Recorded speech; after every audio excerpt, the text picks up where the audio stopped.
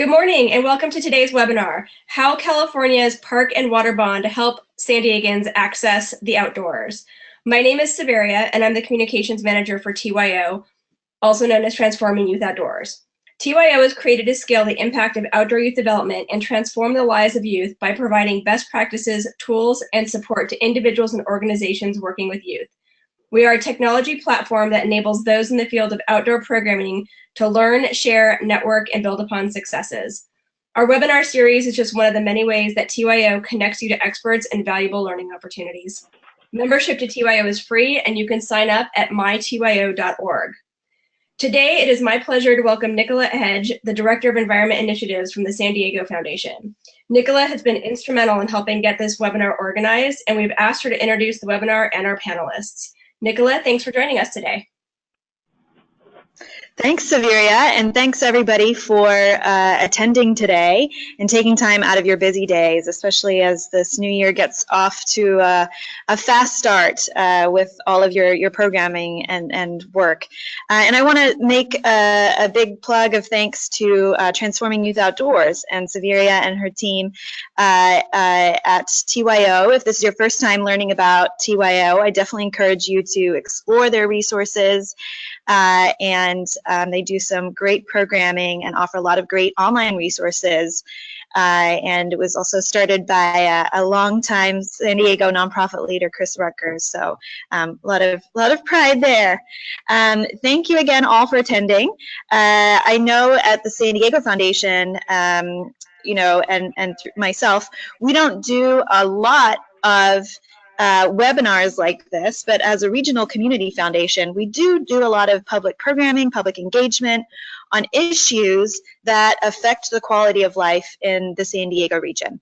And many of you will be aware we have, you know, 2 environmental initiatives focused on climate change and also on opening the outdoors. And that was really focused on protecting, connecting, and increasing access to the outdoors.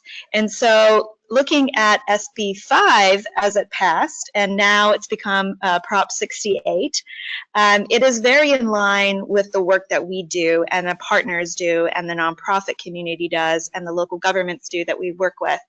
And you know, we've definitely seen that in California, bonds have been a big part of the toolbox in California, with, I think it's some 22 billion in bonds focused on parks and natural resources and water since 2000. But this would really be the first park-focused bond since 2002.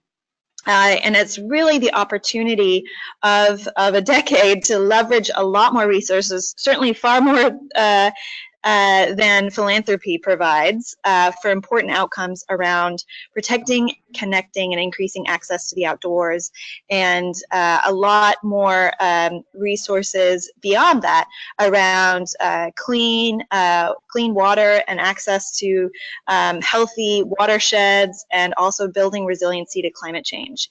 The other unique asset about this proposition that you'll hear more about from our speakers is really that there is a focus on park neighborhoods and really trying to support the needs of urban communities, which hasn't always been the case from bond funding. So this is really an unprecedented opportunity. There's some 725 million identified for parks and park poor communities, and you know, certainly something that we were interested in ensuring that more stakeholders were educated about this funding source, the potential for that to pass in June, for really the opportunity for local players to do what we can as a region to ensure that if these dollars become available, that they can be leveraged for maximum impact in San Diego County. And that's really the genesis of the webinar. And I'm really excited to be joined by some excellent speakers today. We have a great trio here who can share some brief comments, and then, as Severia mentioned, we do have some time for questions. We have Mary Kriesman from the Trust for Public Land, and she is the California Director of Government Affairs.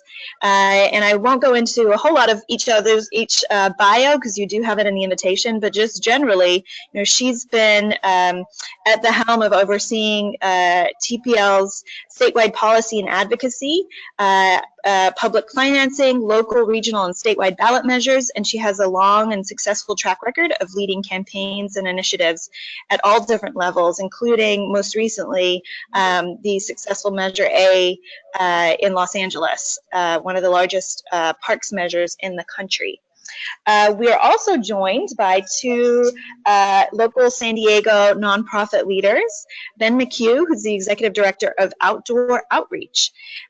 He may be, again, familiar to many of you, but Outdoor Outreach does some really stellar work to develop young leaders throughout San Diego. And Ben, we're excited that he's at the helm of Outdoor Outreach, having joined as being the Conservation Director for Wild Coast previously, working on binational conservation issues with their office. So thank you for joining us, Ben. And thirdly, we have Ann Van Leer. She's the Executive Director of the Escondido Creek Conservancy. And they do amazing work throughout the Escondido watershed, protecting, connecting, and also working to increase access to that amenity for folks in Escondido, along the watershed, and throughout San Diego County. And she's been working on many of these issues for some 30 years of experience with conservation at the federal, state, and local level. And so I don't want to take too much time away from these speakers, but I do want to also point it over to Mary, who's going to kick us off. Mary has worked statewide a lot on working to pass SB 5, which is now moving on to the ballot for June as Prop 68. And really kick it off with you, Mary. If you could give a little bit of context of what is this proposition, what's in it, what's the big deal, what are the buckets of funding that are proposed to protect, connect, and increase access to the outdoors. And specifically, there are many issues that this will cover, but also, how would that access to park funding be disseminated as it moves through, if it passes in June. So Mary, I'll let you take it from here. Thank you, Nicola, and thanks again for hosting this conversation, very timely conversation. I'm excited to have all these folks engaged in thinking about Prop 68 and what it means and why it's important. So just really quickly, thank you for the introduction, but so folks know, the Trust for Public Land has actually been working on ballot initiatives. We have what we call a conservation finance team for 25 years, and it's kind of unique to TPL, where we work with communities and states across the country to both plan for, explore, and then pass conservation and park-focused ballot initiatives. And we have an 81% success rate across the country, and we've generated over $70 billion for parks and open space through public measures. So this is something we are very familiar with, and I'm sure with many folks on the phone, and Ann and Ben, we've all been working to get this measure on the ballot for years now. So folks know, and many folks may be familiar with this, the legislature has not put a parks measure on the ballot since 2002. So that's a chunk of years, and it's been pretty rough to figure out how to finance these types of projects on the ground, whether landscape conservation or park and urban greening projects. It's usually been some sort of a financing quilt using water funding, maybe some local sources of funding, maybe the Federal Land and Water Conservation Fund, but it's been pretty tough, and we've seen the bond funds from the last couple of years really get spent, and the state resources for public funding get depleted. And in the situation we are now federally, with our federal government eliminating or severely reducing most of the federal funding for parks, open space, water resources, we're in a space where we really do need our state to step up and start investing in some of these things so we can continue to do this really important work. Can we go to the next slide? Perfect. Actually, not quite.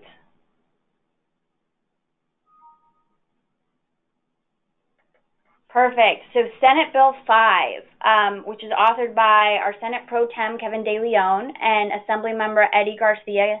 Kevin De Leon is out of LA. Assemblymember Eddie Garcia is out of Coachella in the Inland Valley, is the bill that is now on the ballot in June, on June 5th. And it's really important and exciting. It's a big deal because A, like I mentioned, first legislative measure to get on the ballot since 2002. B, it is more focused on equity and access than we have ever had a natural resource bond ever. It's got really the biggest chunk of money in the measure is for park access and equity. It's $725 million to create access to a park and open space for underserved communities within a 10-minute walk of their house. And I'll talk more about that definition in a minute. It also has funding $60 million for low-cost accommodations along the coast, which your Assemblywoman, Lorena Gonzalez, was really instrumental and championed in there. It's got language allowing up to 5% of the bond funds to be used for community programming, including public access, education, translation, all of those things that we know are critically needed to create access to the outdoors for all communities. It includes language supporting anti-displacement strategies for investments in underserved community, as well as language incentivizing local job training and creation opportunities, as well as minority and women-owned contracting opportunities. It has technical assistance language and planning language. So it really is the best standard we've had as a state in terms of parks and open space from an equity and access perspective. The other reason it's a really big deal is because how it got on the ballot, that it wasn't a signature gathering effort. It actually was through the legislature. And it was through a huge coalition. Many of you I know are on the phone, and Ann and Ben were a part of this, getting it on the ballot. It really was a very kind of grass-tops driven effort to put a measure on the ballot. And I think this was important for a couple of reasons. A, because we know we need a stronger base of support across the state to advocate for issues like parks, green space, our natural resources, climate mitigation and adaptation strategies. And we really haven't had the influence and the power to be able to move a strong agenda forward on the statewide level. And I think the organizing and the relationship building and the coordination that's happening across the state, from groups like Sierra Business Council to groups in South LA, to groups in San Diego, to groups in the Central Valley, business and equity groups and EJ groups, north and south, urban and rural, really partnering together to say, we're going to make this happen, and really getting folks involved in a bigger way in state policy and advocacy than we've seen before. That's been really important, and it's part of the reason why it's a big deal from a process perspective. The other reason is that we've been cultivating new champions for parks and open space. I met with a legislator 3 years ago who told me, your group is the only group who ever talks to me about parks, Mary. And we really got to a place in the last 3 years where we had a lot of different voices, local, statewide, legislators hearing from their direct constituents about parks and open space, and creating new champions. Mr. Garcia from Coachella will be in his position as chair of Water, Parks, and Wildlife for years, and he has really said that he wants to do another park bond in a couple of years. So we have new champions. The speaker has showed a lot of leadership on this, and I think is really supportive of increased investments in these areas in the future. And we're seeing some of his leadership really blend into some of the cap and trade investments as well. So I think we really do have been building kind of this base and this top down and bottom up strategy for support. And I think the equity and access plus our kind of idea about how are we building power for these issues in these communities over the long term have made this an important effort. Moving on to where will the money go? So this slide really breaks down some of the details of what's in the measure. And I know that the team sent you all a handout that includes a lot of just the specifics, but there's a chunk for parks and underserved communities, and the definition of that is medium household income, 80% of medium household income statewide, as well as access to a park within a half mile, and as well as making sure that at least 3 acres per 1,000 residents. So that's kind of how we're looking at the definition of kind of underserved or disadvantaged communities in this particular bill, really around income levels and access to park space and density. There's huge chunks for climate adaptation for the Wildlife Conservation Board, the Coastal Conservancy, and other groups to make sure that we are adapting our landscapes and our communities to the new normal of climate change, both in creating low carbon communities and in working on adaptation strategies. And then there's flood protection, there's clean and safe drinking water funding, there's groundwater recharge funding, there's funding for all of the conservancies across the state that we care so much about and that are so important. There's funding for the Sierra. Across the board, there's a lot of funding really kind of touching on all the things that are important for the state to continue to investing in for quality of life and to make sure our communities can thrive. So just a quick note on how the money will be disseminated. About, I would say, over 90% of all of these fundings are competitive grant programs that already exist.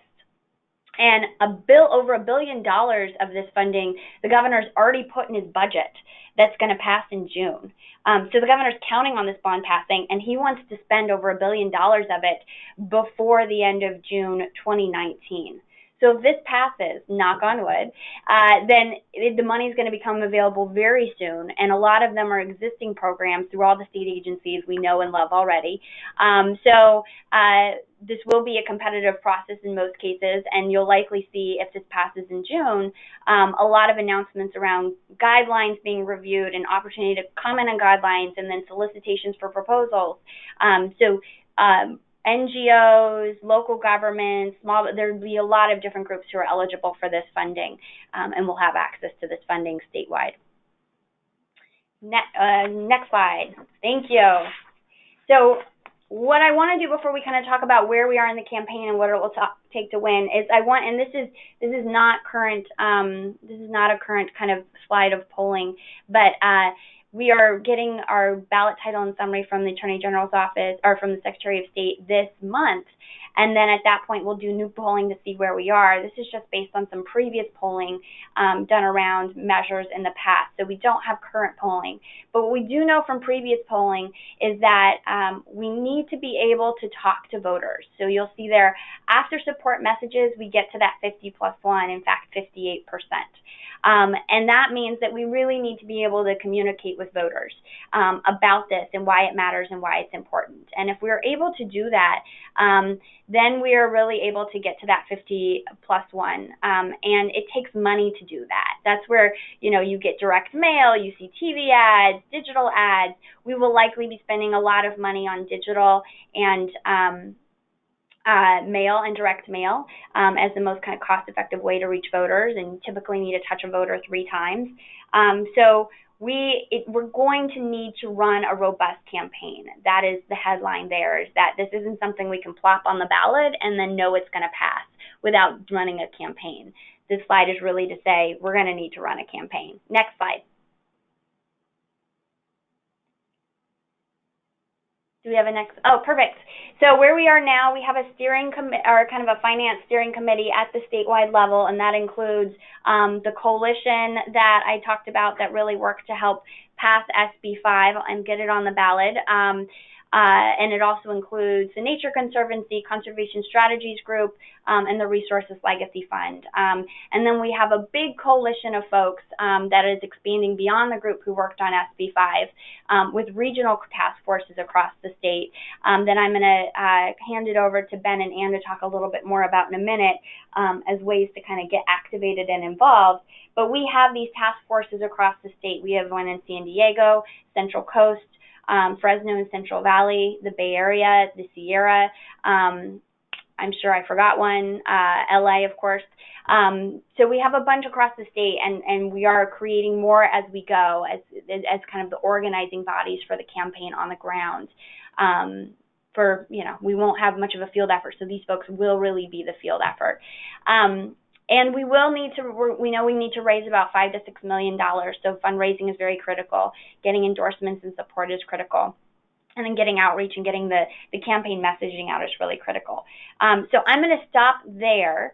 That's what it's going to take to win. We have to raise enough money to talk to voters to get to the Flip 50+1, and we have to kind of get the messaging out. But I want to pause there, Nicola, and see if you have any questions or if there's pieces I did not cover that you want to make sure I cover.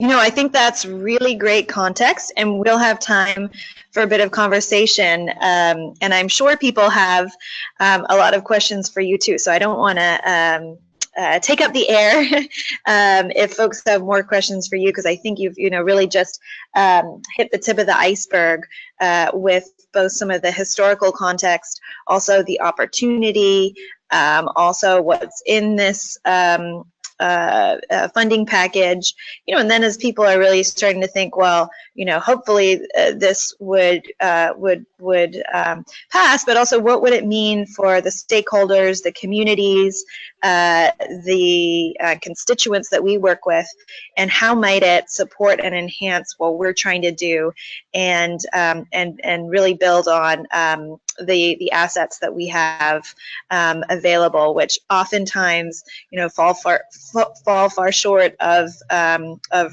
really where we need to be. So thanks for that, Mary. And we want to pivot to talking with a couple of local nonprofit leaders. We have, as I mentioned, Ben McHugh with Outdoor Outreach and Ann Van Leer from the Escondido Creek Conservancy. And I think it's really interesting that both of your organizations have been, taking some time to educate yourself, get engaged in this process, think about what it means for the constituents that you work with, and they're both quite different. Maybe we can start with you, Ben. As an organization focused on transforming the lives of youth in San Diego County through outdoor education and recreation, how is this relevant to your work? And, what kind of piqued your interest in terms of some of the funding that would come down through this? And maybe a little bit about how and why you thought about what kind of role your organization would want to play now and also after June. Great. Thank you so much, Nicola.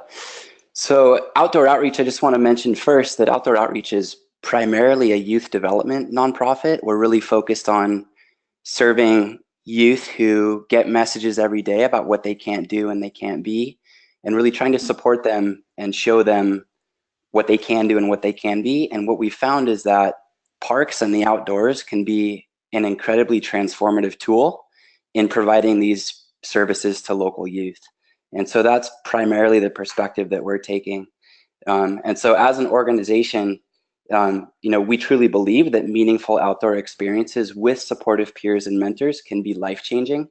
And every day we provide after school, weekend, summer, park-focused outdoor outings that allow our youth participants to see what they can do and be. And so that means, last year in 2017, we served nearly 1,800 individual youth through multiple touch points throughout our parks and coastal areas in the San Diego region and then beyond.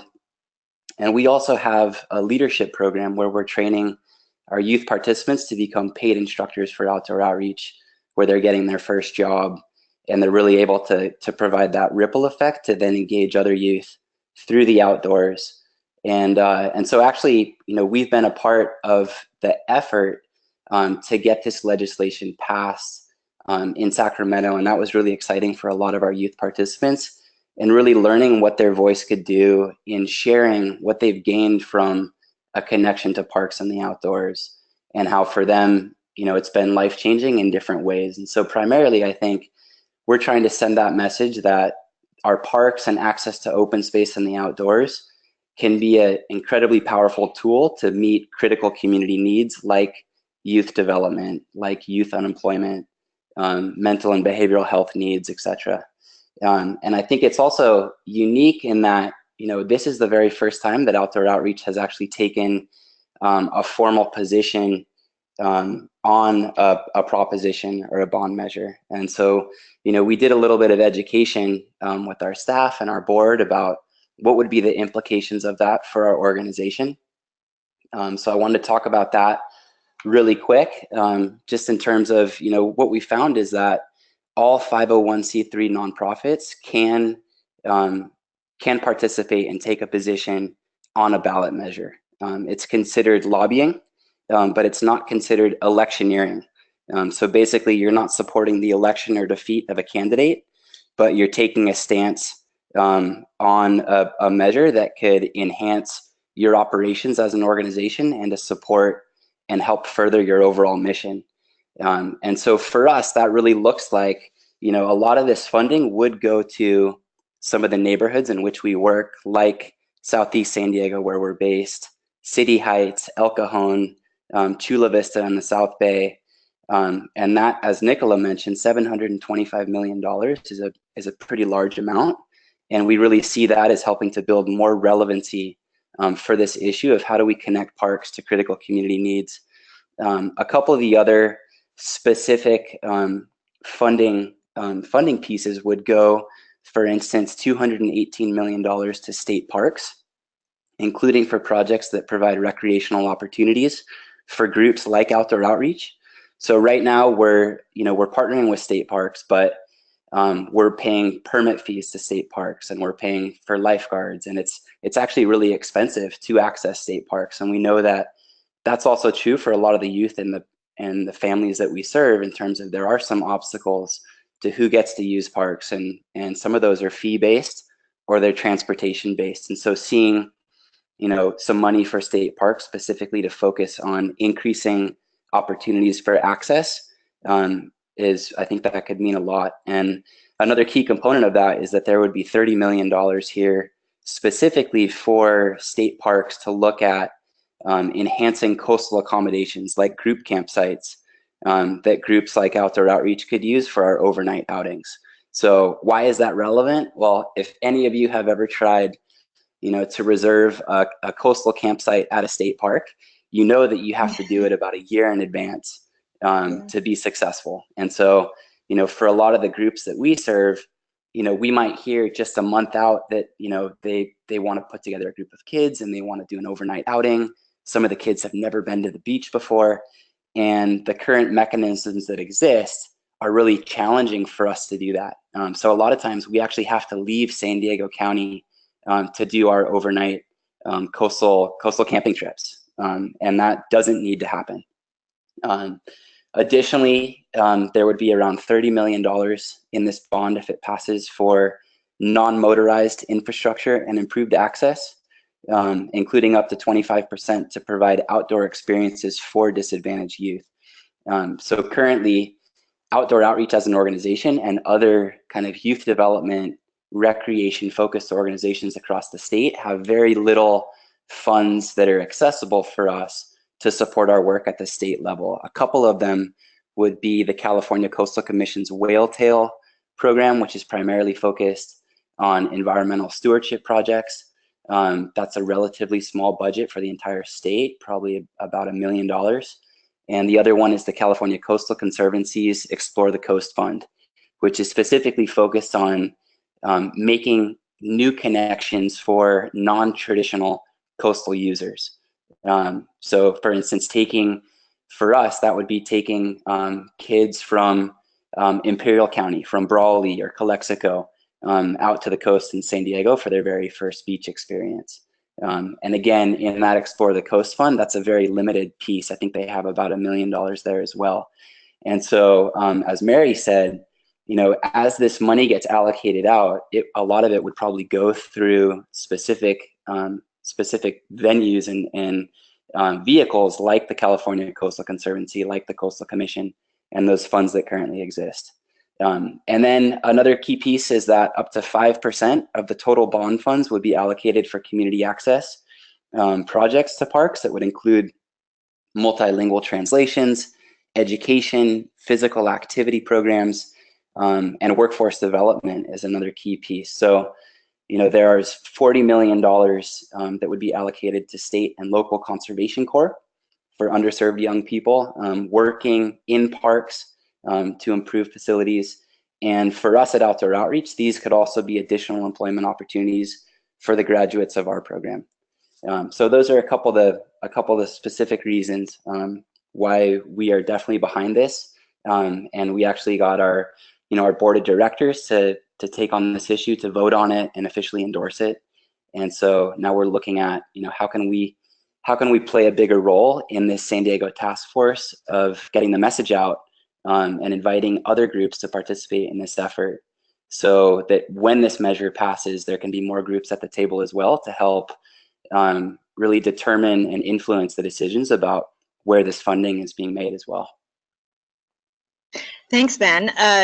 Obviously some really powerful work that Outdoor Outreach does, and I think it, is a very compelling hear how you've looked at this public funding opportunity and its relevance to your work, and why and how, as a relatively also small but powerful nonprofit might take time out of your programming, which is, really important and does require a lot of your energy, but to also look at this bigger picture for the state, for your organization and other organizations like you, and really the youth out there that really deserve more access to the outdoors. And I think it's very interesting that this, public measure, with work from Mary and many other stakeholders, is really looking beyond just capital projects, but also the access and how communities can engage with nature.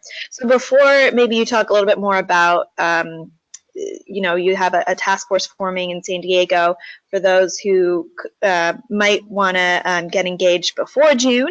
I just want to pivot over to Anne with the Escondido Creek Conservancy as a different organization doing very complementary work, but really primarily focused on restoring and preserving the open space along the Escondido Creek watershed.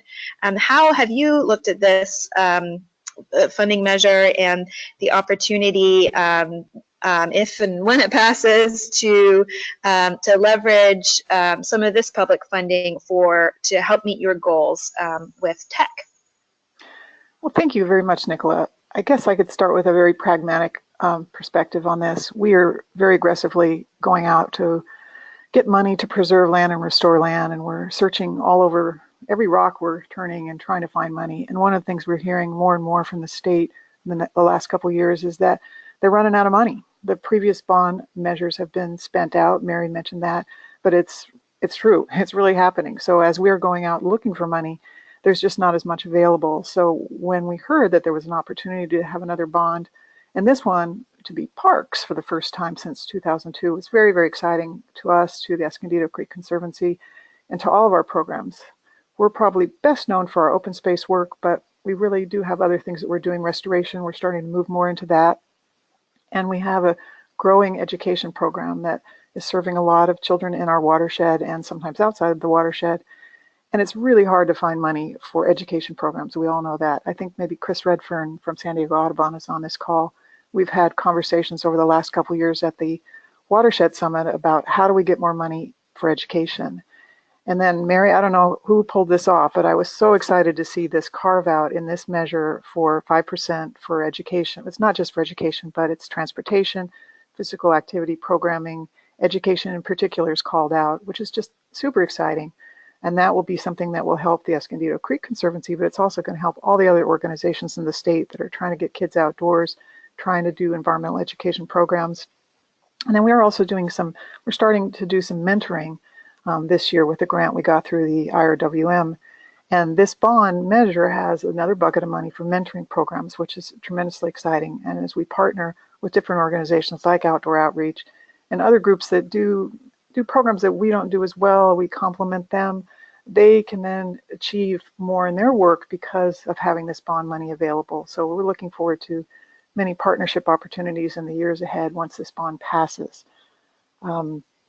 The other point I wanted to make, I know there are folks on this call, and I know I've felt this, that we are all very, very busy people, and there were probably 12 or 14 new and additional things we were supposed to be doing at this very moment.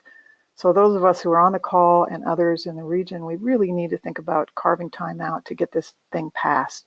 Mary mentioned there is a campaign, but it's going to be a grassroots effort. It's going to be a campaign that is done by lots of small nonprofits and large nonprofits who reach out to their individual members and supporters throughout the state to get the word out about the bond so that it can get in front of people's faces and get passed. So that part's really exciting as well. Great, and we have some information up here about some of your efforts. Again, everybody, I know there's lots of people on the call from different kinds of entities, from government entities, from other private or nonprofit entities. So folks may have different ways of engaging. At the very least, we really wanted to make sure that people are aware of this funding. As Mary said, some of this may come down fairly quickly, and it's really always an opportunity to start early, recognizing what funding streams there might be, how can communities, neighborhoods, constituents, nonprofits really align themselves with opportunity. But maybe one of you could just share briefly some of the work that you're going to be doing before June, or how others could get involved. So this is, Yeah, I could jump in. Thanks, Nicholas. This has been, you want to take that in? I'm sorry, Ben. Yeah, if you want to go ahead, I just wanted to make sure we tell people about how the task force is organized and that we're all kind of working to get endorsements from other organizations. Exactly. So as Ann said, the task force really is a grassroots effort that's going to be based here in the larger San Diego region. And currently it's myself and Ann and Virginia from the Trust for Public Land. And what we're doing is we're really trying to get, this webinar is one of the action items that we're doing, but we're really trying to educate and outreach to the larger community about the value of this bond measure and what it could mean for the San Diego region going forward. And so we've put together here a couple specific action items for those of you who are interested in helping us with this effort. And I think the first one is pretty clear. It's around educating yourself about the bond measure, and then really outreaching to your members or to your stakeholders to get the word out that this is going to be on the June ballot. And we really need, that the majority of voters to support it in order for this money to come to fruition. The next thing is, if you would go ahead and see if your organization could officially endorse Proposition 68. We have an endorsement sheet online. It's really simple. I would recommend that you take it to your board of directors. But we're currently, as a task force, that's one of our primary action items, is really to try to get as many endorsements and as many diverse endorsements as we can from across the region. So looking, beyond just at environmental organizations, but at those organizations that might be more in the public health sphere or the education. We're reaching out to the San Diego County Taxpayers Association, to local elected officials, to organized labor. Basically, this funding has multiple components in it that we really feel would benefit the region as a whole, and really the vibrancy and the economy of our region as well. And so we have multiple fact sheets to help support this outreach to different organizations. But if your organization could take that step and officially endorse the proposition, that would be great. And then the third step is that we would love for you to join our San Diego task force and our efforts to really get out the word about this proposition, get more endorsements, and provide kind of grassroots strategic communication support as well. So we're really looking towards generating earned media to support this, sending out email blasts to your listserv about what's in this proposition. All of those are really valuable activities, and we would love for you to reach out directly to either myself or Ann if your group would like to support as a part of that San Diego task force. And just if I could add, Ben, we all know so many people and organizations without realizing it. You could reach out to even sort of non-conventional groups that you wouldn't necessarily think they'd think about a park or water bond. But this measure really touches so many people and groups and organizations around the state. It could be your PTA, your school groups, they could all endorse this. And I know the campaign is trying to get at least 1,000 different organizations endorsing in the next couple of weeks.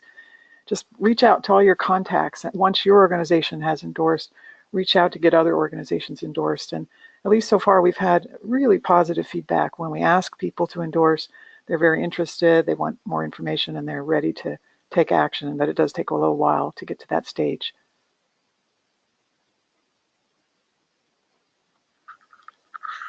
Thank you. And I know we want to also make sure that there's time for questions for any of our speakers. And so, Severia, I know you've been checking out the any questions from participants, but encourage folks to send in questions if they have any. Yeah, we do have a couple questions. So let's start. And Nicola, I'm going to let you sort of field who you want to direct them to based on the question. So first question is, what role do you see public parks and open space agencies playing? Maybe Mary, folks, feel free to jump in too if you have, you may all have a perspective. So public park districts and some agencies can absolutely do lobbying. I think it really depends on what type of mechanism it is that the folks have set up. Our coalition is putting together a little bit of a one-pager that should be ready this week. That will give folks a little bit of an outline on what the legal reasons are, or what the legal kind of limitations and rules are for public entities like park districts or agencies to participate. I think at minimum groups can do education, and education is hugely important. Just to raise awareness on why parks matter, the role parks play in creating healthy climate-connected communities, climate-resilient and connected communities. And then the status of funding, just so folks know kind of how parks are funded and what the status is. I think at minimum, all agencies can do that. And at maximum, depending on what type of an agency is, it can do advocacy as well, so endorsements, and then make contributions and do actual kind of outreach based on support of the measure. So my quick answer to that, it depends on kind of what type of agency it is. And then the other piece is around, we have a little bit of a memo that we'll have ready this week that we can share with folks too if folks are interested. And what about after June? What role do you feel like agencies will play in leveraging these resources for the communities that they serve? I think agencies will play a huge role. Well, and Nicole and I have discussed this a little bit, but what we're really asking folks to do is, I think, if, again, knock on wood, because there's a lot of work to be done until June, but if we are able to win this measure, and that will take a huge lift if we can, this funding, like I mentioned, will go out the door very quickly, and I think it'll be really important for everybody on the phone, all the groups who are engaging at that point, to make sure we are communicating with groups around the funding that is available, what it takes to access that fund, providing the technical assistance, raising awareness, doing outreach so folks know about the funding that's available. We have these huge amounts of funding, and the $725 million targeted at underserved communities will be the largest investment the state has ever made in underserved communities, regardless of any program or focus area. So larger than any cap and trade investments or any other investment, single investment in underserved communities. So this is pretty significant and historic and has the opportunity to really transform a lot of the state. But in order for the money to work, it's not just about creating the pots of funding that are targeted. That's an important step, but it's also about working with communities so they know about the funding that's available, and so that they can plan, get ready to have really competitive projects for the funding.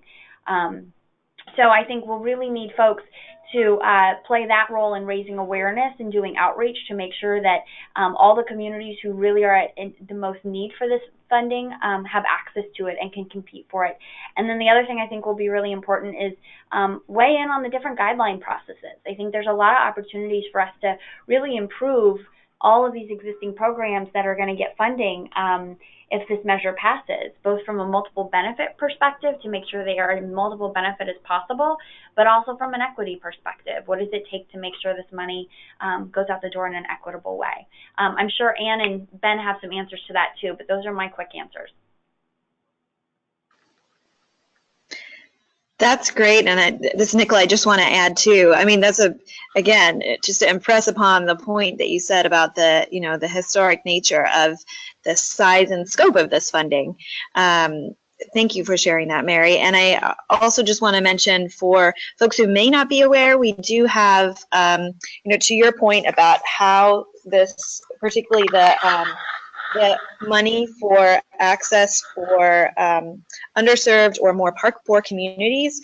We do have a study. It's a few years old at this point, but Parks for Everyone report. If you have not seen it, it is one that we've referenced through our Opening the Outdoors initiative at the San Diego Foundation, and we've identified, using some of the other great resources out there and partnerships, to look at San Diego County specifically across the measures that some of this funding will be invested on, including half a mile, or your community's distance to the closest park. So if you're within a half mile to a park, where there is less than 3 acres of parkland per 1,000 residents, and also overlay that data with different socioeconomic data, so we can really figure out across our county, where are gaps in access to the outdoors, and I think it confirms a lot of what we probably know anecdotally, and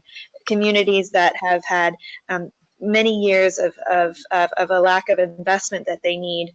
But we do have some of that data up, and there are other resources like Parks for All Californians and others. I know TPL, Trust for Public Land, has some great resources out there in terms of identifying, where in your community, your neighborhood, there is a need. So let's have, there's a number of other questions. So Severia, go ahead. Yeah, great. And Nicola, before we leave sort of that train of thought, can you confirm the task force website? Somebody asked before that and said they're having trouble accessing it. So the task force website, we actually don't, Ann and Ben, I don't think we have a task force website, but we do have a campaign website, and it's www.yes68ca.com. Is that the one folks are, Ann and Ben, is there another one I don't know about? No, there isn't another one. This is, okay. Yes. So www.yes68ca, as in California.com. And that's a landing page right now. There'll be a full website up with all the list of endorsements and a bunch of other materials and information in a couple of weeks. Now that we have our Prop 68 number, we're updating it and creating a logo. But that, if you scroll to the bottom, has materials that you can use in outreach and engagement, or just informationally. Yeah. Great. Thanks, Mary. Great. And also the people on the call, there's some links that were in that presentation that will also be in the follow-up email to the webinar. So stay tuned for those. So next question, Nicola, will the match requirements be so onerous that nonprofits will have a hard time competing, very much like the water bond? I can jump in here, Nicola, if you want. No, please. I'm deferring to you all as the experts on this, where we need to get back to folks. Go ahead, sorry. Go for it. Yeah, the match requirement is a problem. And we know we work with underserved communities all over the state, and we've been working hard on trying to address that. There are waivers for up to a certain percent for the match in SB 5. So we were able to get that underserved communities can get a waiver. I think it's for up to 20%. Of the reimbursement. So folks who haven't accessed these types of funds before, because it's a bond, it's a reimbursement mechanism. So you get awarded the funds and you get reimbursed through benchmarks for the funding that you put out to do the projects. which is challenging for under-resourced communities who don't have the funding to front. And it's a huge barrier for underserved communities to be able to access and compete for these funds. But the challenge is legally, there's only so much funding. The state can't provide the funding in advance because of the funding mechanism being a bond. We were able to get around that a little bit with I think it's 20%, and I can figure this out if folks had wanted specifics, but of a waiver for the reimbursement strategy for underserved communities specifically. So really great question. We are trying to address it. It hasn't solved the problem completely, but it's a step in the right direction. It is 20%, Mary. Thank you. No worries. Thanks. All right, I'm going to keep going down the questions to make sure that we get everyone here. The next question is there any organized opposition to this legislation? If so, what groups?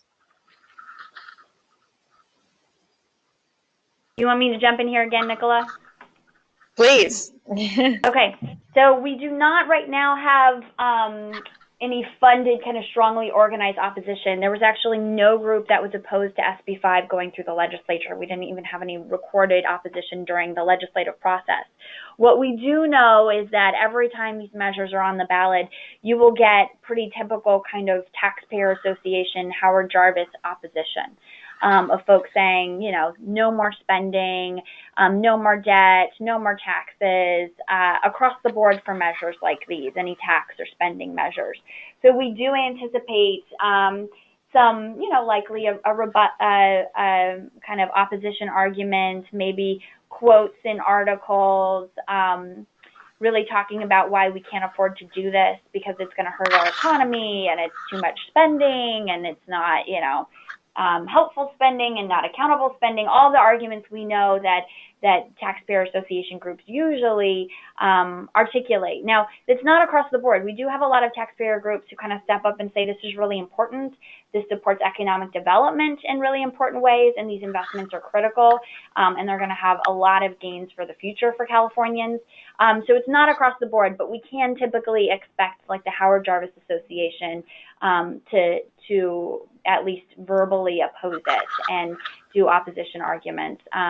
But we aren't anticipating, again, knock on wood, any funded opposition. And we've been working hard to work with business groups and different groups to make sure that both during the process their needs were met with the measure and outside the process. Overall, the recreation industry is our second largest kind of economic contributor as a state, just behind ag. And so it's huge. It supports over 700,000 jobs annually and brings in over $91 billion annually for our economy. So I think there's a lot of business groups who really see how important this is. We've had the California Chamber of Commerce endorse. And so I think we'll see most business groups and folks who are really focused on economic development get behind this measure, but I think there'll be a couple of fringe groups who speak against it for spending reasons. Thanks, Mary. Any other questions, Severium, before we start wrapping up? Yep, we have one more. Let's throw in there. Has the task force identified some of the benefits that would result from this measure in terms of climate change mitigation? Example, like carbon sequestration. I can't say it. Sequestration. Sequestration, sorry.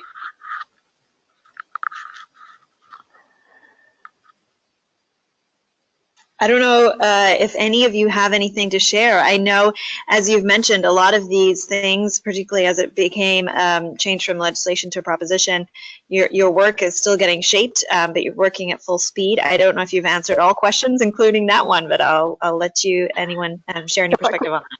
Yeah, I could jump in. The campaign is really early, and they're doing a great job trying to put out as many things as they can, sort of info sheets on these different subjects.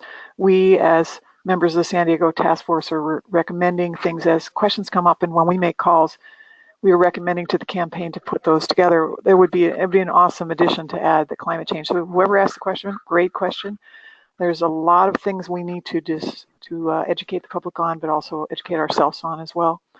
Love it if that person would contact me. That would be great. So yet again, another work pill for the campaign, but it would be a good thing to have. Yes, and I know that Ben and Ann requested a one-pager specifically for San Diego, so I think the campaign is pulling that together, so they're thinking about that stuff. But I would say that there is a lot of climate adaptation funding and mitigation, quite frankly, because most of the programs at the state level, we've really advocated that they're mirroring adaptation and mitigation together. So from things like stormwater management, flood prevention, urban greening, all of these things I think are hugely important.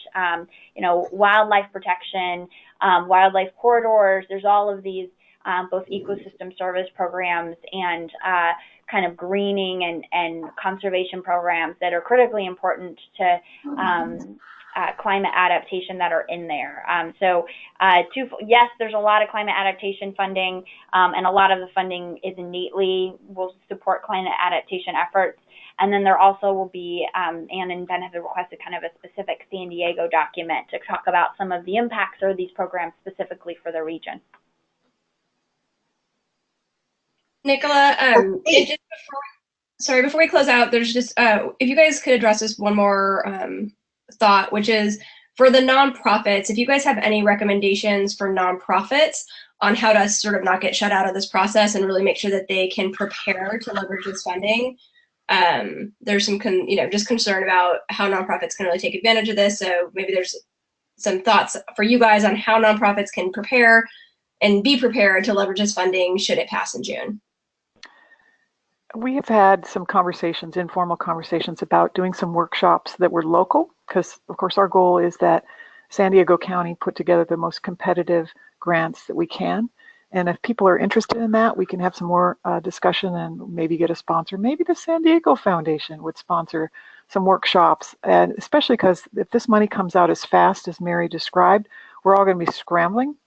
And I think it would be a benefit. I know it would benefit our organization and some of the partners that we have if we could sit down together and work out what is the way we can be strongest in our partnerships and as we apply for grant money.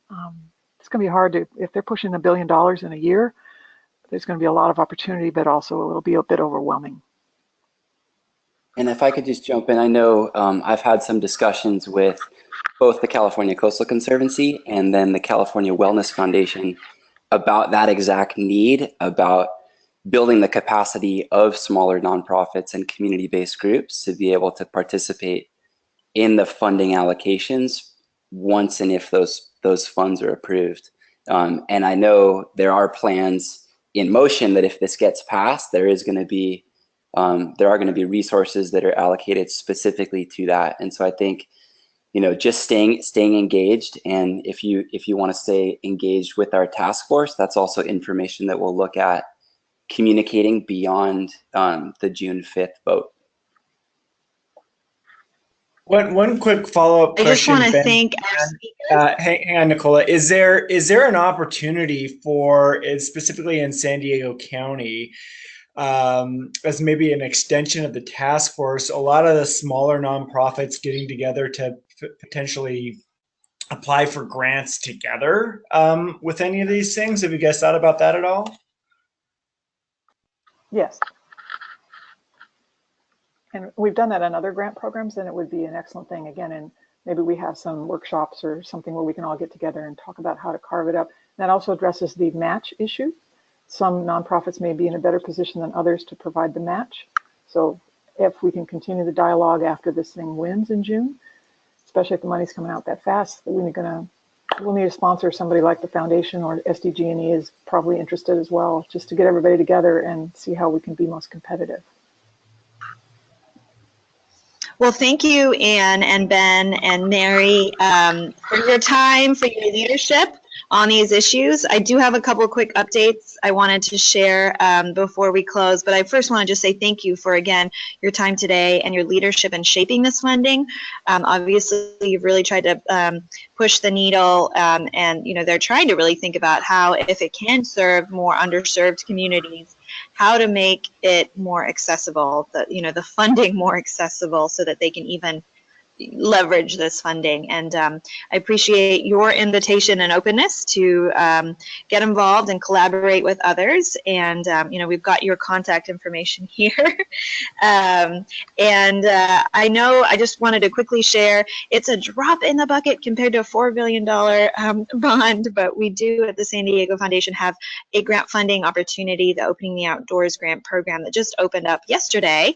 And we have about $400,000 that we're going to be granting out before the end of June. And we do have some more resources on our website, so encourage folks, nonprofits in serving San Diego County. If you're interested, we do also have a webinar coming up where folks could learn more on the 27th.